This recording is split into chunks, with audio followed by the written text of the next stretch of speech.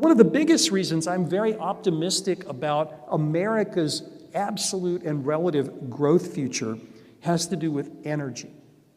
If an economist like me from Central Casting were here 20 years ago, and he or she told you that this was the game-changing story for the country, North America was going to be energy independent in some foreseeable future, and this would be the infrastructure, investment, and employment story for the United States, you probably would have laughed. I'm telling you that today, and you obviously know it to be true. But I say this because it's more than a story about energy. It is a story about massive infrastructure needs and investment needs.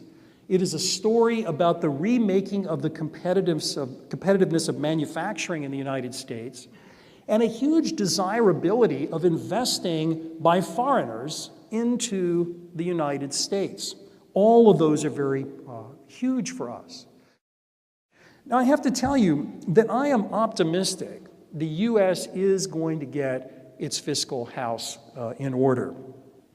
If we're serious about economics and business, we ought to be less interested in what GDP is going to be this year, as important as that subject is, and ask ourselves, what would it take to remain the preeminent economic power? What does it take to grow so that we don't look like one of those powers that stumble, like in the book Balance?